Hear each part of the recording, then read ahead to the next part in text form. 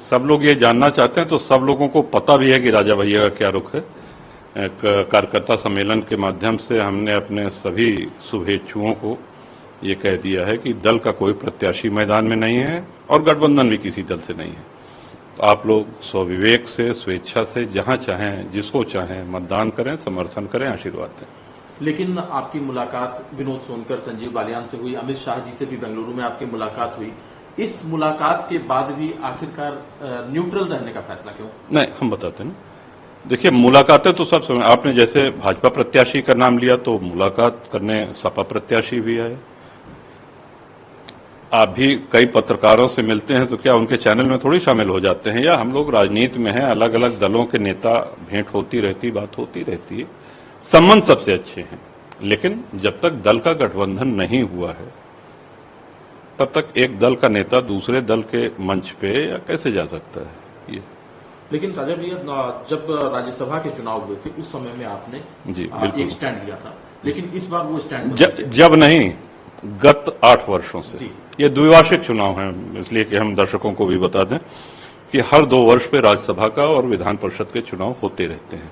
इसमें विधायक वोट देते हैं और राज्यसभा और विधान परिषद के सदस्य चुने जाते हैं। तो ये 2018 से हम देते आ रहे हैं। जब आवश्यकता पड़ती थी तो भाजपा के संगठन के कुछ लोग आए और माननीय मुख्यमंत्री जी ने बुलाया, उन्होंने कहा कि वोट चाहिए, हमने कहा ठीक है, तो तब से हम देते आ रहे हैं।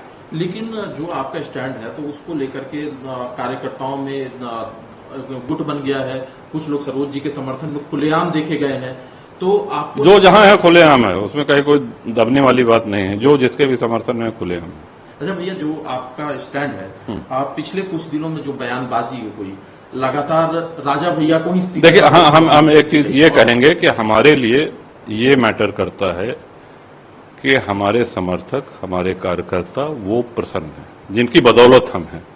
तो हमारे इस निर्णय का उन्होंने स्वागत किया है, वो प्रसन्न है।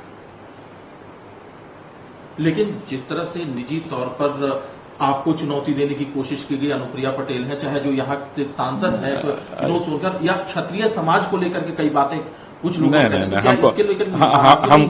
हमको किसी ने चुनौती दी है ऐसी कोई जानकारी हमको नहीं है। और जो बयानबाजी है हुई है क्षत्रिय समाज को लेकर, उसको लेकर के कोई नाराजगी नहीं, यहाँ पे किसी ने बयानबाजी नहीं करी है। जो मोदी जी का नेतृत्व है या उनका व्यक्तित्व, उसको लेकर के आप क्या सोचते हैं? अद्भुत नेतृत्व है और भारत को बहुत आगे ले गए और बहुत से ऐसे निर्णय लिए उन्होंने जो अभूतपूर्व। ये कहा जा रहा है कि चूंकि जब कयास लगाए जाते हैं तो बहुत तरह के कयास मीडिया में भी लगाए जाते हैं।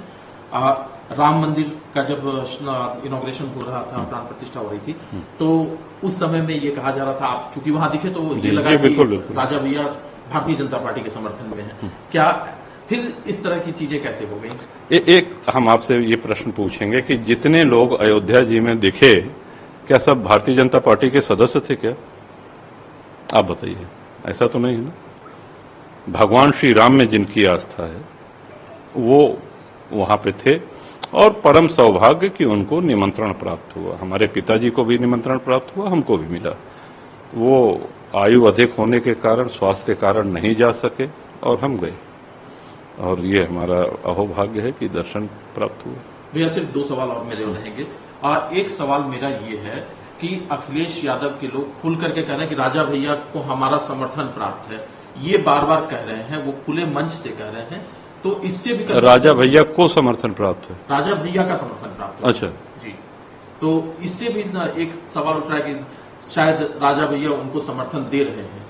हमारे जितने भी समर्थक हैं सब स्वविवेक से, जब हमने कह दिया तो जिसको चाहे उसको समर्थन दें, कहीं कम कहीं ज्यादा हो सकते हैं, और बिल्कुल अगर कोई कहता है तो हमको कोई इसकी चिंता नहीं है। जी, एक अगर अपील करनी हो जी, चूंकि, और ये जनरल अपील जी, समर्थकों को नहीं, एक जनरल अपील वोटिंग को लेकर के, तो राजा भैया क्या कहेंगे? चूंकि आपका प्रभाव सिर्फ कुंडा ही नहीं, प्रतापगढ़, अमेठी, सुल्तानपुर, एक दल के नेता होने के नाते सबसे पहला दायित्व तो हमारा है कि अपने दल के पदाधिकारियों को, अपने शुभचिंतकों को, वो प्रतापगढ़ और कौशाम्बी के अलावा प्रदेश में जहां भी संगठन है और प्रदेश के बाहर भी जहां चाहे स्वेच्छा से मतदान करें, क्योंकि पार्टी का कोई प्रत्याशी चुनाव मैदान में नहीं है और दल का किसी अन्य दल के साथ गठबंधन भी नहीं है। तो ये सीधा और सुस्पष्ट संदेश है, जिसको हम मंच से भी कह चुके हैं और कई माननीय पत्रकारों के माध्यम से भी कह चुके हैं।